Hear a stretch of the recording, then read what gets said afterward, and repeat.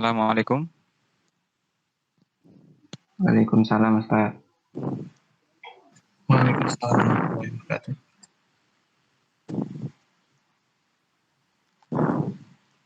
Kita mulai sambil menunggu teman-teman, tidak apa-apa. Boleh? Ya, baik Ustaz. Ya. Silakan dibuka. Siapa? Mas Ikhwanta, silakan. Baik. Bismillahirrahmanirrahim. Assalamualaikum warahmatullahi wabarakatuh. Waalaikumsalam warahmatullahi wabarakatuh. Nahmaduhu wa nasta'inuhu wa nastaghfiruh wa na'udzu billahi min syururi anfusina wa min sayyiati a'malina. May yahdihillahu fala mudhillalah wa may yudlilhu fala hadiyalah. Allahumma shalli wa sallim ala sayyidina Muhammad wa ala alihi wa sahbihi ajma'in. Baik, mungkin langsung saja karena Ustadz juga sudah bergabung, langsung dapat dimulai penyampaian materinya. Monggo kepada Ustadz, kami persilahkan. Baik.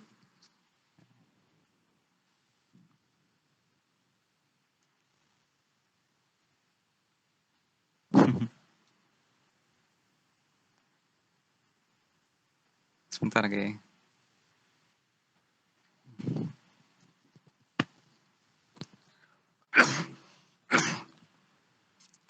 Bismillahirrahmanirrahim. Alhamdulillahi wassalatu wassalamu ala Rasulillah wa ala alihi wa sahbihi wa man walah. Amma ba'd. Allahumma anfa'na bima 'allamtana wa 'allimna ma yanfa'una wa zidna ilma. Allahumma inna nas'aluka ilman nafi'a wa rizqan thayyiba wa amalan mutaqabbala. Allahumma la tada'na dhanban illa ghafartah wa la hamman illa farajtah wa la karban illa nafastah wa la daynan illa qadaitah wa la maridan illa syafaitah wa la maridan illa syafaitah wa la maridan illa syafaitah. Teman-teman sekalian, rahimani rahimakumullah. Kita mengucapkan pujian dan syukur kepada Allah Subhanahu wa taala yang menjadikan kita sebagai thalabul ilmi, yang ia merupakan tanda kebaikan, tanda Allah mencintai kita. Karena Nabi sallallahu alaihi wasallam bersabda, "Man yuridillahu bihi khairan yufaqihu fiddin." Siapa yang dikehendaki baik oleh Allah, yakni dicintainya dan dibimbing kepada kebaikan, maka Allah akan menjadikan ia faham agama. Dan di antara jalan untuk faham agama adalah thalabul ilmi, mendengarkan firman Allah dan sabda Rasulullah sallallahu alaihi wasallam.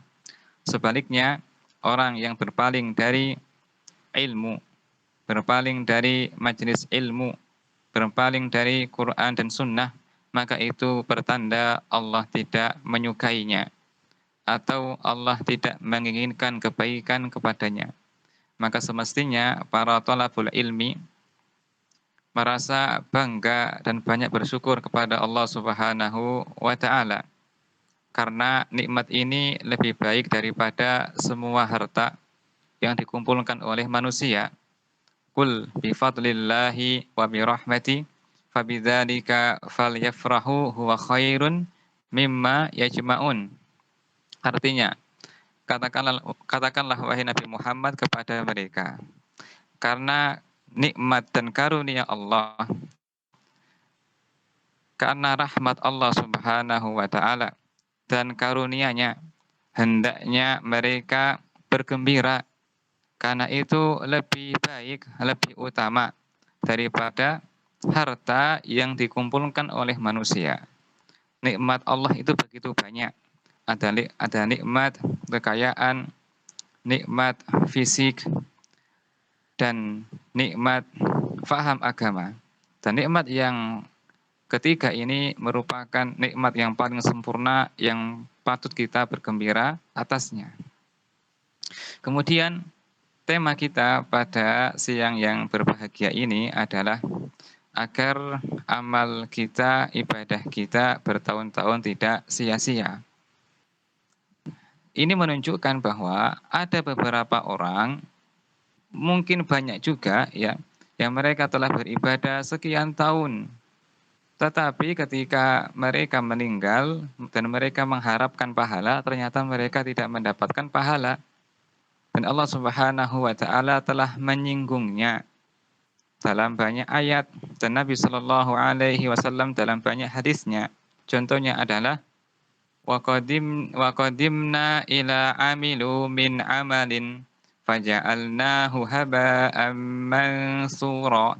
Artinya, dan kami kelak akan hadapkan amal perbuatan mereka, yakni amal solih mereka.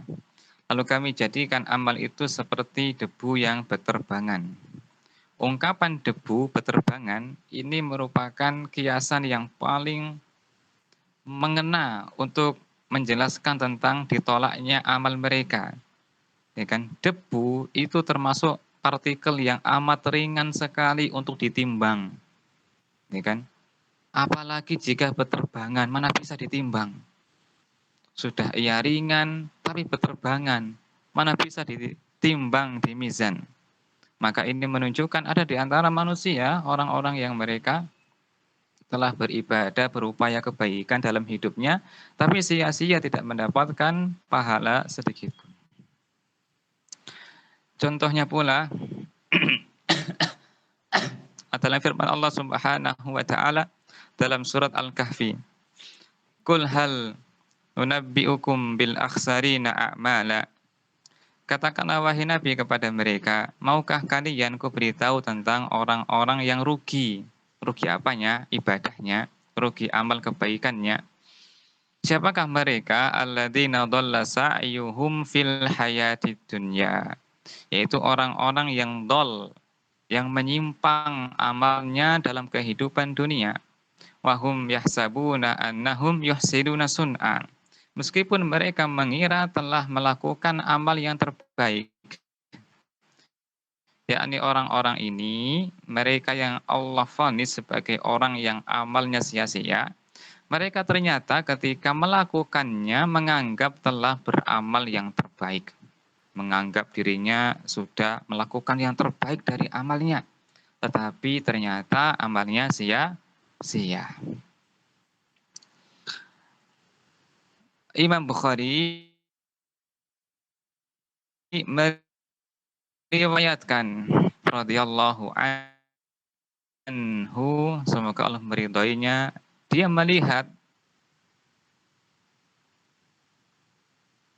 ada orang tua, ternyata orang tua ini sholatnya tidak benar. Lalu ditegur oleh Hudzaifah radhiyallahu an. Seandainya Anda meninggal ya di atas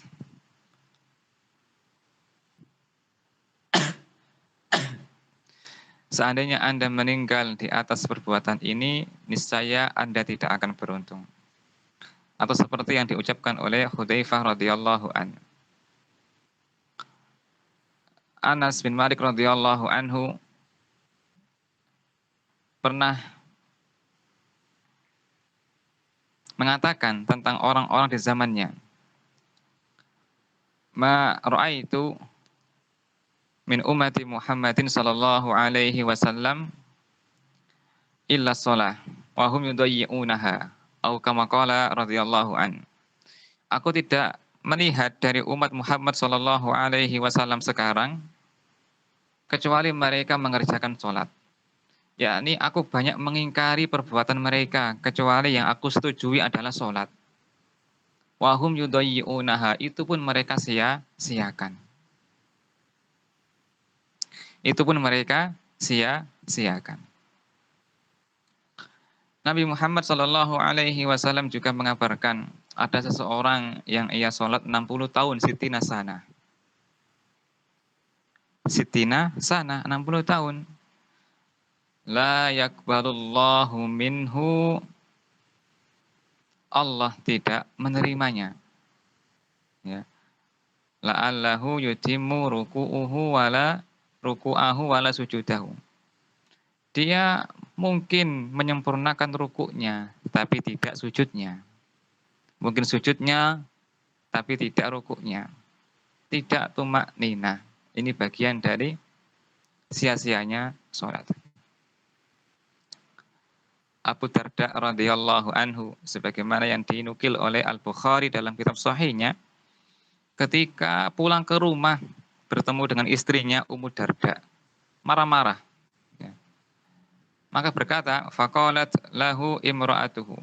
Berkata istrinya, ya, ma abghadok, apa yang menjadikan Anda marah seperti ini, wahai suamiku? Kata beliau, ya kan? Kata beliau, ya, aku melihat orang-orang telah menyia-nyiakan sholat. Aku melihat orang-orang telah menyia-nyiakan sholat. Semua ini menunjukkan bahwa ini kan, amalan yang sering dilakukan oleh manusia yaitu sholat. Ya kan, itu pun disia-siakan. Apalagi yang lainnya, ya, apalagi yang lainnya. Sholat sendiri mereka tahu keutamaannya, mereka tahu kewajibannya, itu pun mereka sia-siakan semenjak zaman dahulu. Apalagi zaman sekarang. Imam Abu Dawud meriwayatkan Nabi Shallallahu Alaihi Wasallam bersabda, Innal abda la yansarifu min sholatihi wa la yuktabu lahu illa usyruha. Ada orang selesai sholat, ternyata ditulis pahala untuknya hanya 1/10-nya. Wa tusu'uha, ada pula yang 1/9-nya. Wa thumunuha, ada yang 1/8-nya. Ada yang 1/7-nya. Ada yang 1/6-nya. Wa khumusuha, ada yang 1/5-nya. Wa rubu'uha, ada yang 1/4-nya. Wa sulusuha, ada yang 1/3-nya. Wa nisfuha, ada yang setengahnya, separuhnya. Yakni kualitas ibadah orang itu tidak maksimal. Hingga seharusnya ia mendapatkan pahala penuh, ternyata mereka mendapatkan cuma 1/10. Dan Nabi memulai dengan angka 1/10, bukan setengah, menunjukkan bahwa kebanyakan orang adalah 1/10. Dan sedikit sekali yang mencapai setengahnya, apalagi penuh 100%. Ya. Ini menunjukkan demikian. Ya. Kalaupun tidak hangus ibadahnya, tetapi mereka berkurang pahalanya. Ya. Ini tema kita, tema besar kita yang akan kita kaji. Ya. Sebabnya apa dan bagaimana cara penanggulangannya. Sehingga kita mudah-mudahan dengan kajian ini tidak termasuk orang-orang yang rugi seperti itu. Kan rugi teman-teman sekalian. Kalau kita kerja, ya kan, sebulan, ngepeng, berangkat jam 7, pulang sore hari, jam 5, nyampe rumah jam 8, karena macet di jalan, seperti di Jakarta gitu kan.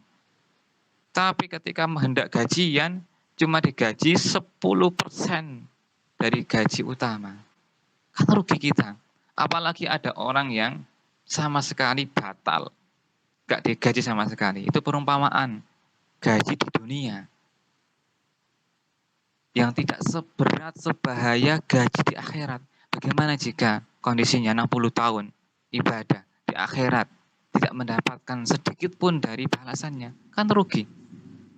Sementara kesempatan hidup kita cuma sekali. Maka perlu kita untuk merenungkan hal ini.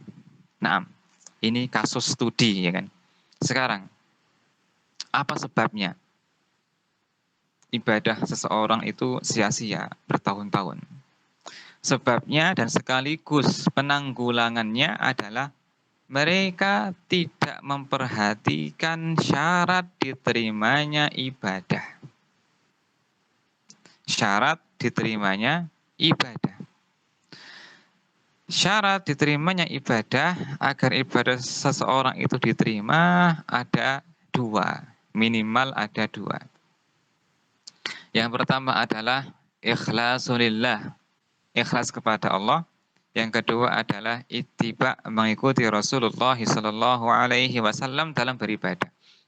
Yang pertama, ikhlas. Yang pertama adalah ikhlas. Yang kedua adalah ittiba. Dua syarat ini Allah kumpulkan dalam satu ayat. Dalam Al-Mulk ada, dalam Al-Ahqaf juga ada. Dalam Al-Mulk Allah berfirman, liyabluwakum ayyukum ahsanu amala. Untuk menguji kalian, siapakah di antara kalian yang paling baik amalnya. Ahsan artinya baik. Ibnu Katsir rahimahullahu taala dalam kitab tafsirnya mengatakan, ya, Allah tidak mengatakan aktsaru amala, yang paling banyak amalnya, tapi mengatakan ahsanu amala, yang paling banyak, yang paling baik amalnya. Ini menunjukkan bahwa yang menjadi sorotan dalam agama kita bukan semata kuantitas dalam ibadah, tapi kualitas dalam ibadah. Beda ya antara kuantitas dengan kualitas. Berkata Fudail ibnu Iyad rahimahullah menjelaskan ayat ini, ahsanu amala, yang paling baik amalnya, maknanya adalah akhlasubu wa aswabuhu, yaitu setiap amal atau ibadah yang benar dan yang ikhlas dan benar. Wal ikhlasu idza kana lillah was-shawabu idza kana ala sunnah. Dikatakan amal itu ikhlas jika dikerjakan hanya untuk Allah. Dan dikatakan amal itu benar jika dikerjakan di atas sunnah, petunjuk Nabi Shallallahu alaihi wasallam. Dalam surah Al-Ahqaf Allah berfirman, ulaika alladzina nataqabbalu anhum ahsana ma amilu. Merekalah orang-orang yang kami terima amal mereka yang ahsan, yang baik. Wa natajawazu an sayyiatihim, dan kami hapus, gugurkan dosa-dosa mereka.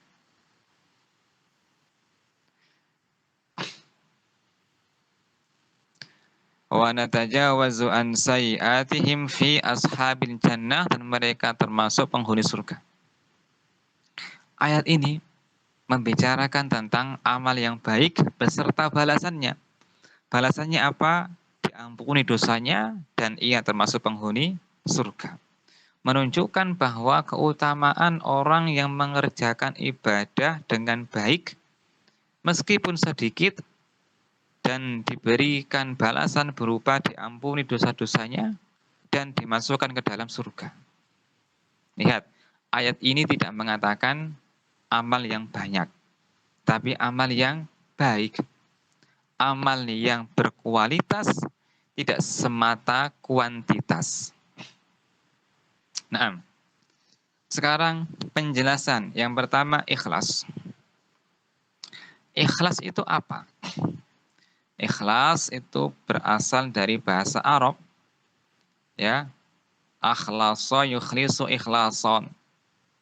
Artinya murni, Dan sesuatu tidak dikatakan murni kecuali tidak dicampur dengan apapun meskipun sedikit. Susu yang layak untuk diminum, lezat, enak. Kalau kena satu tetes dari tinta, maka tidak layak untuk diminum. Begitu pula amal. Meskipun amal itu bagus, besar, tapi jika dirasuki dengan riya, sum'ah, pamer, meskipun hanya sedikit, maka tidak layak naik ke atas. Dan Allah Subhanahu wa Ta'ala, ketika menyinggung kata ikhlas, itu menyebut tentang susu kambing. Ya. Dalam surat An-Nahl, labanan khaliso, susu yang murni. Kata Allah Subhanahu wa Ta'ala, ya kan, kami mengeluarkan susu yang murni ini dari perut, ya, binatang ternak atau kambing yang di dalamnya ada kotoran dan ada darah. Di dalam perut kambing itu ada kotoran, ada darah juga ada. Tapi Allah Ta'ala mengeluarkan dari perut ini labanan khaliso. Laban, susu yang ikhlas. Maknanya susu ini tidak tercampur dengan darah maupun kotoran. Sehingga dikatakan susu murni, susu ikhlas. Yang layak untuk diminum. Maka ini mengandung sebuah isyarat bahwa amal itu meskipun besar, haji misalkan, yang ia menghabiskan banyak dana, tenaga, pikiran. Tapi jika amal besar ini disusupi dengan riya, pamer, maka terancam tidak diterima. Makanya ketika Allah Ta'ala menyinggung tentang haji, Allah memulai dengan karena Allah. Walillahi 'alan nasi hijjul baiti man istata'a ilaihi sabila. Surah Ali Imran. Untuk Allah, kan? Wajib haji bagi manusia jika mampu melaksanakan perjalanannya. Allah memulai dengan karena Allah di awal ayat untuk mengingatkan manusia bahwa ibadah yang besar ini jangan sampai rusak gara-gara tidak ikhlas, atau mengindikasikan banyak orang-orang yang haji tapi tidak ikhlas. Ingin dipanggil Pak Haji, jika tidak dipanggil Pak Haji dia marah. Agar dikenal sebagai ahli ibadah, agar dihormati oleh manusia, dan seterusnya. Maka semestinya kita menjaga hati kita ketika beribadah, terutama haji dan yang lainnya. Ikhlas, ya. Yang pertama ini adalah ikhlas. Ada 3 amalan yang luar biasa. Ya. Pertama adalah jihad sampai mati.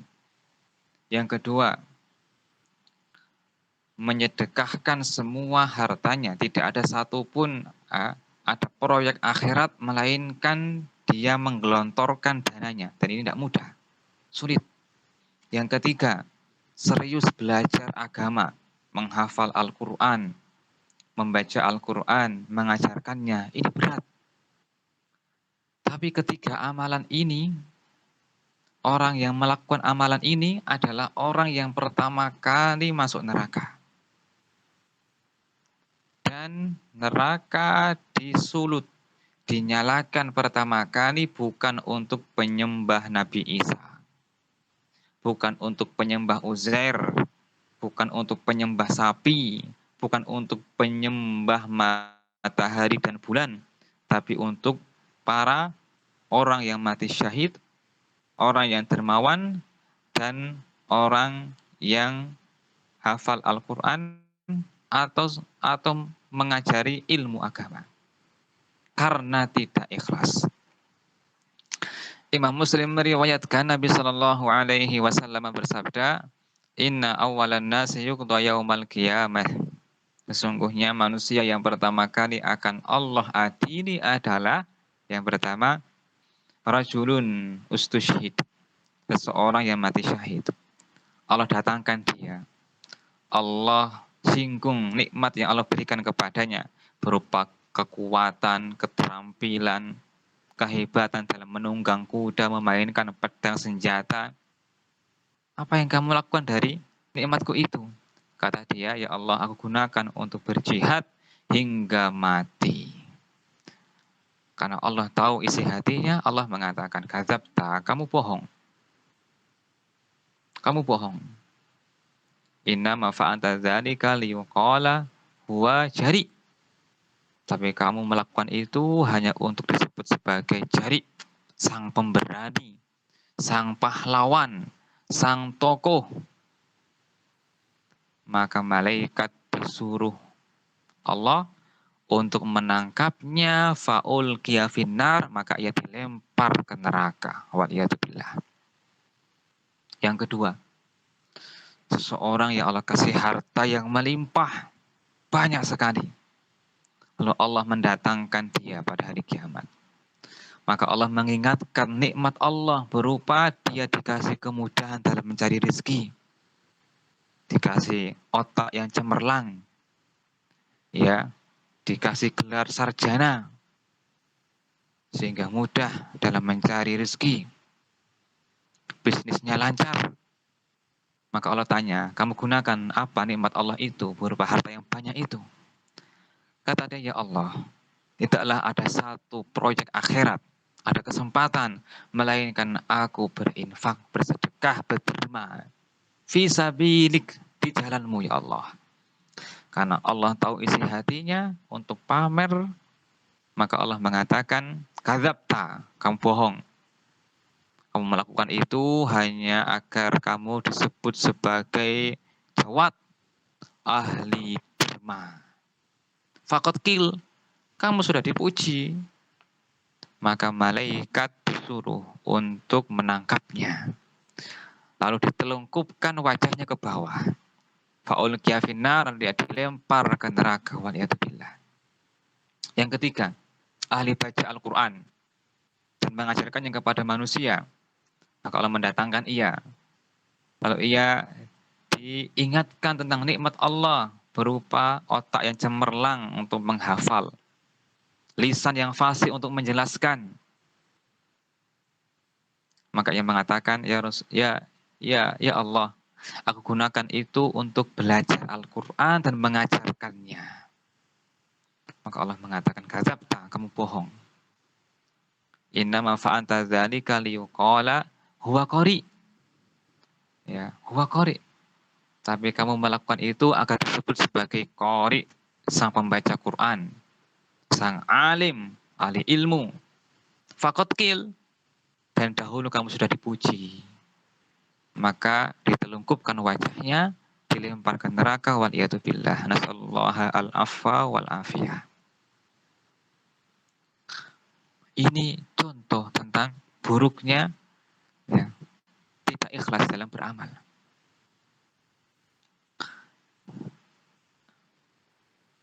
Nabi Shallallahu Alaihi Wasallam bersabda,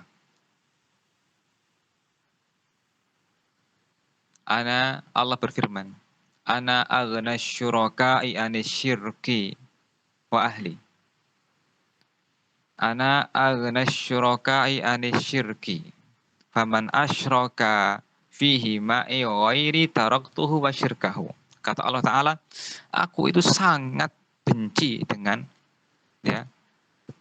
kesyirikan, syirik kecil maupun syirik besar. Syirik kecil contohnya adalah pamer dalam beramal.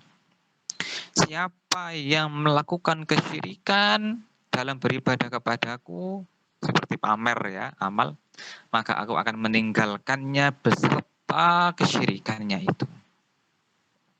Kata Nabi Shallallahu Alaihi Wasallam ketika manusia telah Allah proses, ya, pada hari kiamat nanti. Maka orang-orang yang dahulunya beramal karena pamer kepada manusia, maka Allah berkata kepada mereka, Izhabu ilal ladzina kuntum tura'una fid dunya. Hal tajiduna indahum jazaa'a.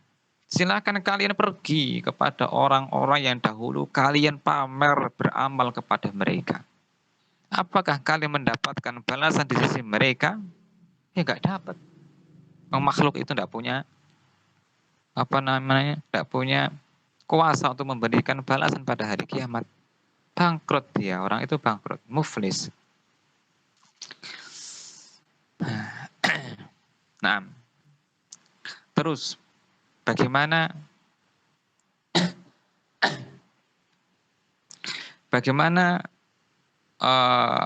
kondisi orang yang riya, pamer dalam beramal? Apakah ketika ia pamer lalu ia bertobat diterima amalnya? Orang yang pamer dalam beramal, riya, itu ada 3 kondisi. Kondisi yang pertama, ia pamernya dari awal dia pamer. Maka amal itu hangus dengan sendirinya. Contoh, seseorang itu dari awal memang ke masjid agar dilihat oleh calon mertuanya, atau di sana ada perempuan yang ia sukai. Dari awal ia dorongannya adalah memang pamer, maka sholatnya ia batal semenjak awal. Yang kedua, riyaknya itu, pamernya itu masuk di tengah-tengah ibadah. Contoh, ketika pada rakaat yang kedua, tiba-tiba dia mendengar suara, ya, suara dari orang yang ia kagumi lah, atau ia harapkan sesuatu darinya. Lalu ia memperbagus bacaannya, memperlama berdirinya. Nah, jika orang ini, ya kan, membiarkannya sampai selesai, maka batal pahala sholatnya. Tapi jika ia lawan, oh enggak, aku karena Allah Ta'ala, ya, aku karena Allah Ta'ala, enggak manfaat itu, pujian manusia, enggak. Maka dia mempertahankan sholatnya. Itu kondisinya orang-orang yang pamer. Maka ketika datang bisikan untuk pamer, segera ia berusaha untuk menghilangkannya, melawannya. Ya kan? Kalau membaca Quran, ya disembunyikan. Kalau ternyata memang ada yang mendengar, maka dalam hati biarkan orang mendengarnya. Aku tidak peduli. Yang aku harapkan hanyalah pahala dari Allah Ta'ala. Tidak bermanfaat bagiku pujian mereka maupun kritikan mereka. Ini yang pertama, teman-teman sekalian, yaitu ikhlas. Orang yang ibadah seperti apapun, jika tidak ikhlas, tidak Allah terima. Yang kedua, ittiba, mengikuti Nabi dalam beribadah. Semua orang yang ikhlas itu diterima ibadahnya, sampai ibadahnya itu mencocoki petunjuk Nabi Shallallahu Alaihi Wasallam. Mana dalilnya? Banyak sekali. Yang pertama, Nabi Shallallahu Alaihi Wasallam bersabda, "Man amila amalan laisa alaihi amruna fahuwa raddun." Siapa yang mengerjakan suatu amalan yang tidak pernah kami ajarkan, tidak pernah kami contohkan, maka amal itu tertolak. Tertolak maknanya tidak mendapatkan pahala. Imam Bukhari meriwayatkan dari Abu Hurairah radhiyallahu anhu, Nabi Shallallahu alaihi wasallam memasuki masjid. Nabi di masjid. Datang laki-laki ke masjid. Lalu mengucapkan salam, lalu ia sholat 2 rakaat. Seusai sholat, ia menemui Nabi Shallallahu alaihi wasallam mengucapkan salam. Nabi yang semenjak tadi memperhatikan sholatnya, Nabi berkata, "Irji fasolli fa innaka la tusolli. Fa innaka lam tusolli." Kamu coba diulang sholatmu, karena kamu tadi belum sholat. Perhatikan, orang ini sudah wudhu dan sudah sholat, nyata-nyata sholat 2 rakaat. Tapi oleh Nabi mengatakan, kamu ulangi sholatmu dan karena kamu belum sholat. Menunjukkan sholatnya orang ini tidak dianggap batal pahalanya. Maka orang ini sholat lagi 2 rakaat. Mungkin sholat sunnah ya, tahiyat masjid mungkin. Lalu setelah salam ia datang kepada Nabi Shallallahu Alaihi Wasallam dan Nabi mengatakan lagi, irji fasolli fa innaka lam tusolli. Kamu tolong dong sholat lagi karena kamu tadi belum sholat. Sampai 3 kali dia mengulang-ulang dan Nabi tetap mengatakan kamu belum sholat. Maka ia mengatakan, ya Rasulullah, tolong ajari aku sholat. Maka Nabi mengajarinya sholat.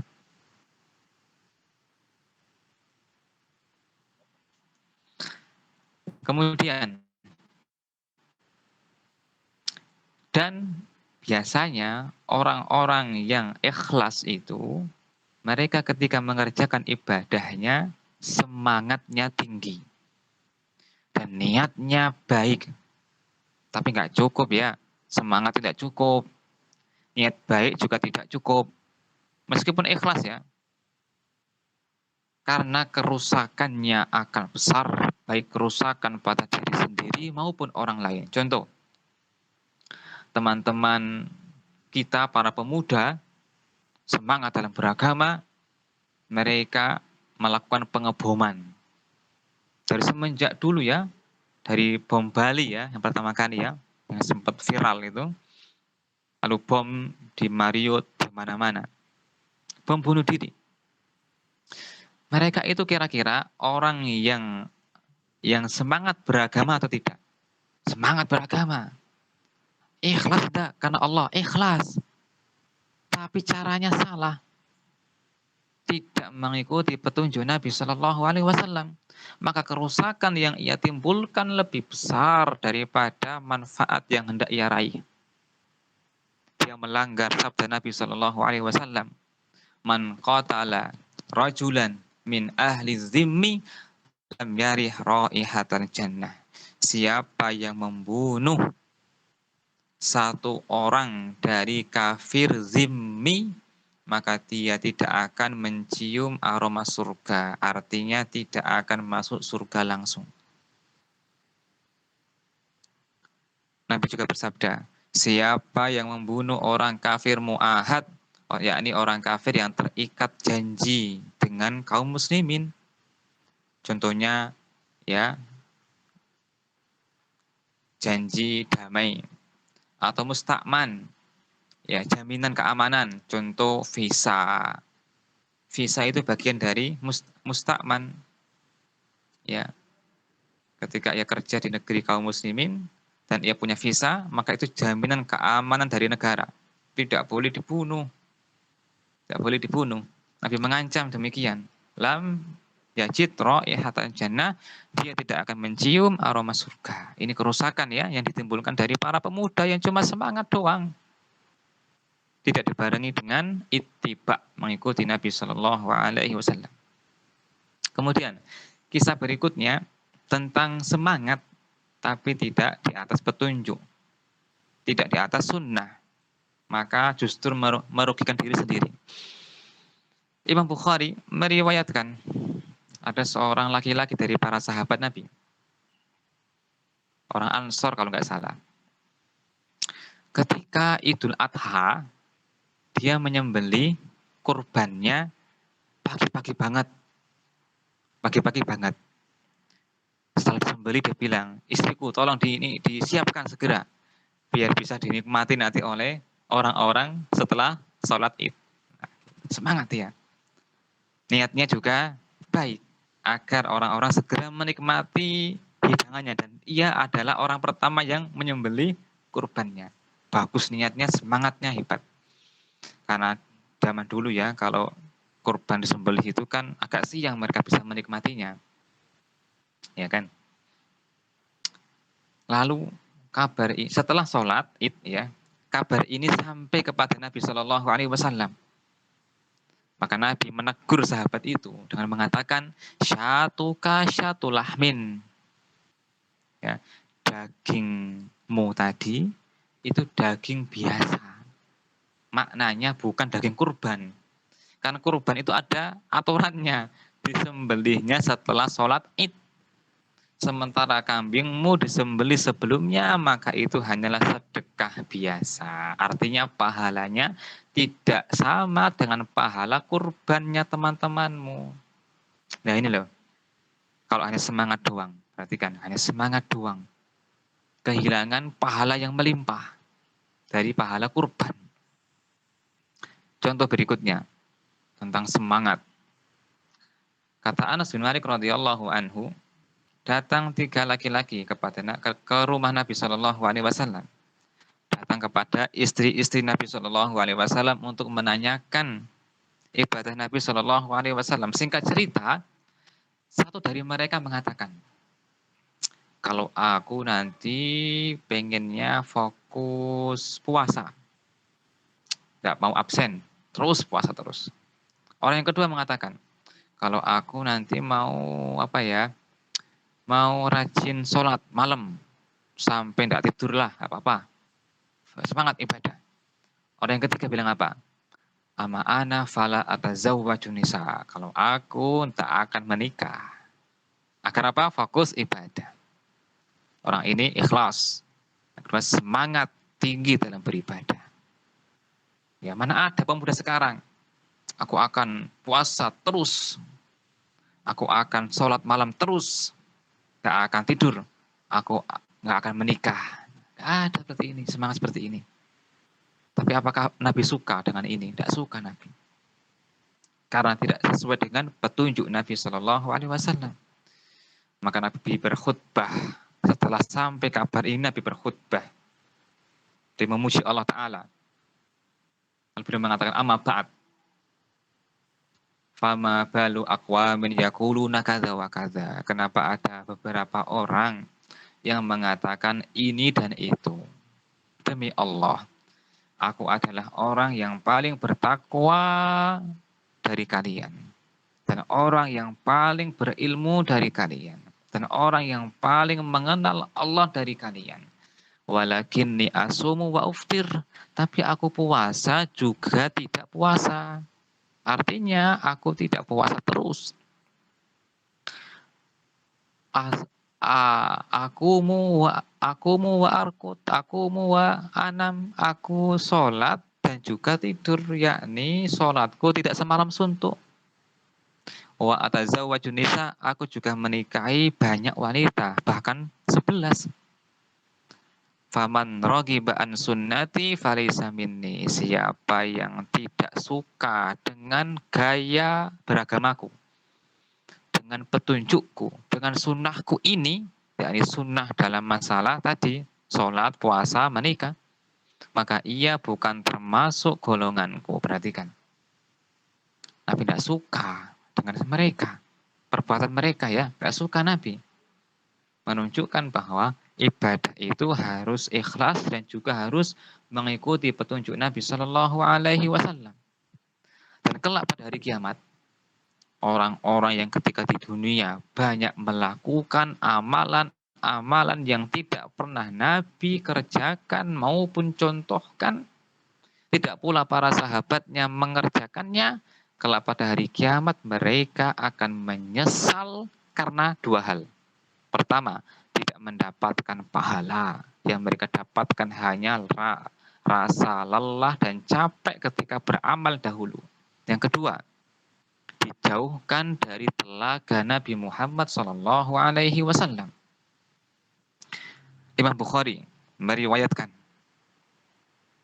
kata Nabi Sallallahu Alaihi Wasallam, kelak akan ditampakkan beberapa orang dari umatku. Mereka hendak menuju telaga.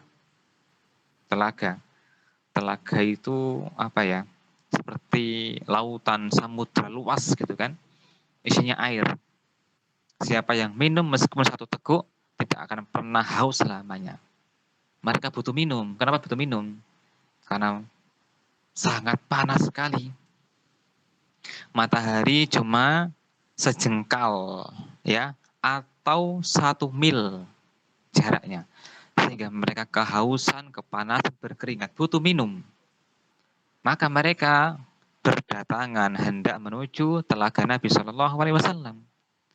Sumah tuliju. Belum ternyata mereka dihalau oleh para malaikat. Dihalau, dihadang. Tidak boleh, tidak boleh, tidak boleh. Maka Nabi berkata, ya kan, hum ummati, mereka adalah ashabi, sahabat-sahabatku. Ya. Mereka teman-temanku, sahabatku, umatku.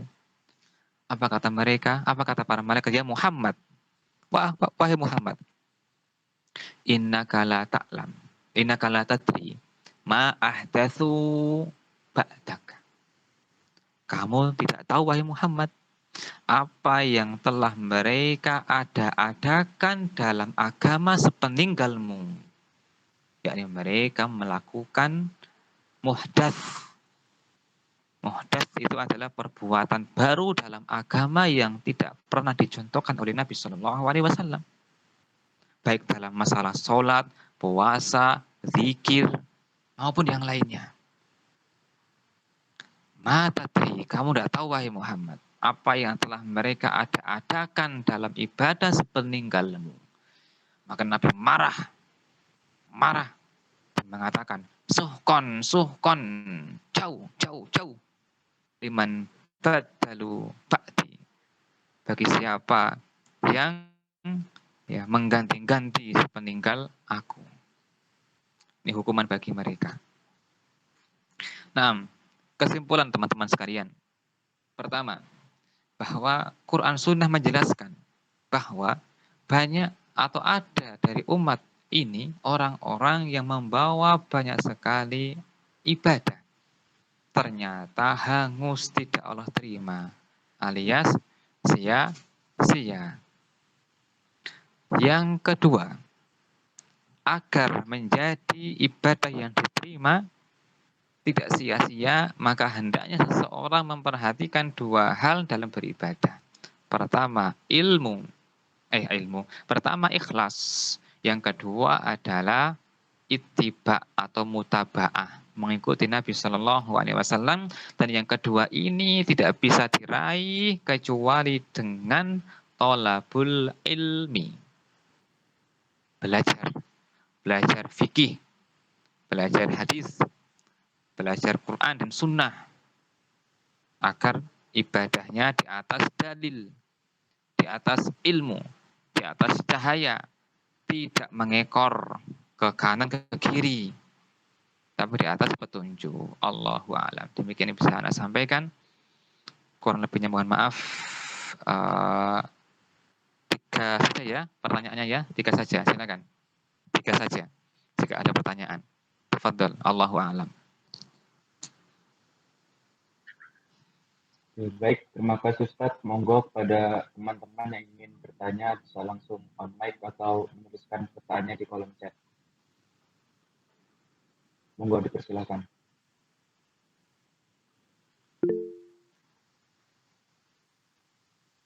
Baik, ini Ustaz ada pertanyaan pertama dari Ahmad. Afwan Ustaz izin bertanya berkaitan dengan ikhlas dalam beribadah. Apakah boleh Ustadz kita berbohong atau minimal mengeles ketika teman bertanya tentang ibadah tertentu dan bagaimana cara yang diperbolehkan? Nah, berbohong itu ada 2 ya. Pertama, berbohong untuk keburukan. Yang kedua, berbohong untuk kebaikan. Berbohong untuk keburukan mutlak tidak boleh. Berbohong untuk kebaikan sebagiannya boleh.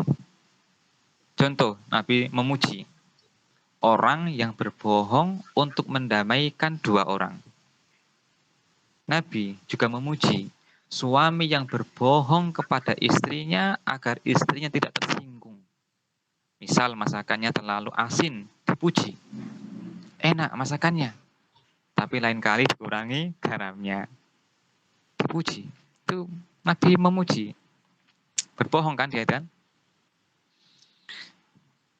Kemudian berbohong semacam ini, ada pula berbohong semacam ini diperbolehkan jika tidak murni bahasa bohong, yang diistilahkan dengan tauriyah.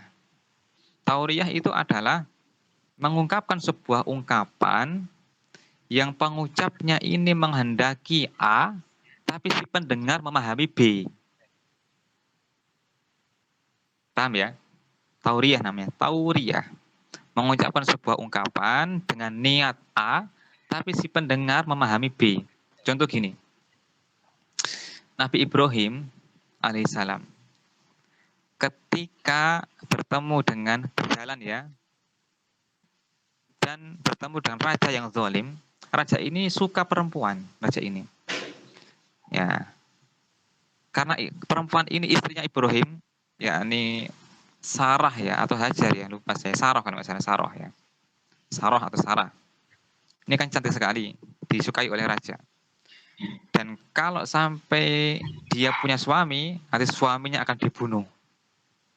Tapi kalau bersama dengan kerabatnya, saudaranya, bapaknya akan dimuliakan. Ketika ditanya Ibrahim, ya, man hiya, siapa dia itu? Berkata Ibrahim, hiya ukhti, dia saudariku. Maknanya dalam Ibrahim ini adalah saudariku seagama. Tapi si raja memahami saudara kandung, saudari kandung. Maka Ibrahim tidak dibunuh. Tauriyah ya. Mengungkapkan sebuah ungkapan dengan menghendaki A, tapi pendengar memahami B. Contoh lagi, Imam Ahmad bin Hambal ketika didatangi seorang tamu seorang ulama, ya ulama, tiba-tiba setelah bertamu itu datang orang lain, ya kan? Orang ini bertanya, apakah di dalam ada si fulan, yakni si ulama tadi? Maka ulama ini berkata, wahai Ahmad, jangan sampaikan aku di sini.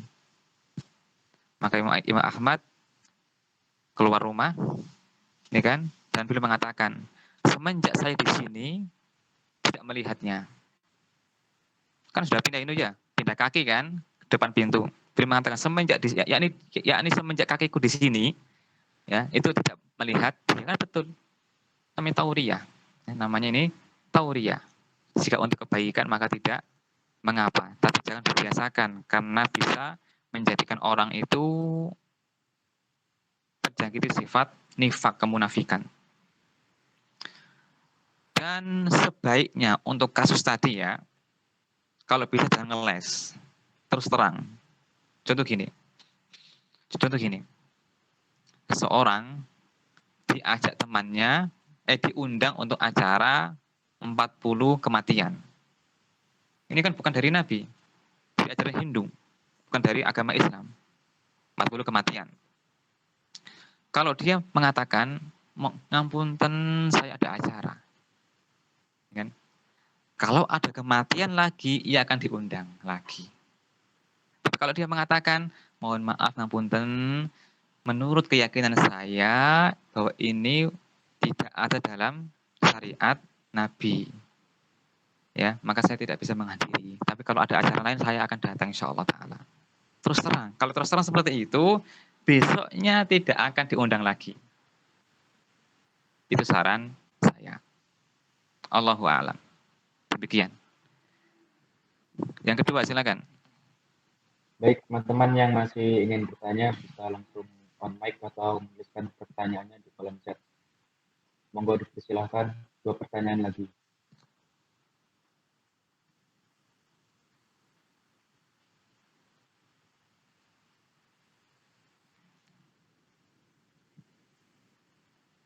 Mungkin saya tunggu sampai setengah menit ya. Bagi yang ingin bertanya, dipersilahkan.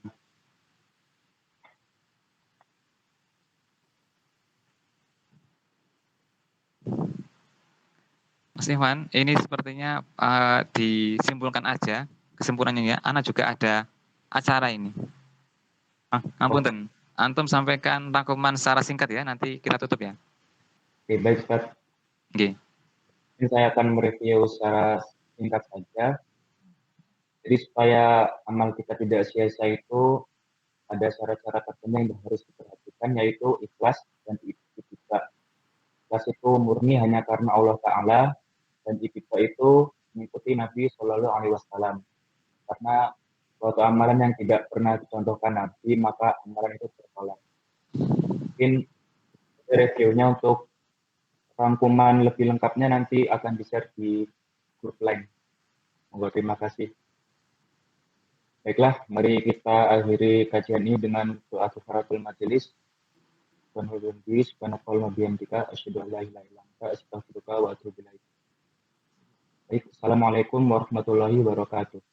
Waalaikumsalam warahmatullahi wabarakatuh. Waalaikumsalam warahmatullahi wabarakatuh.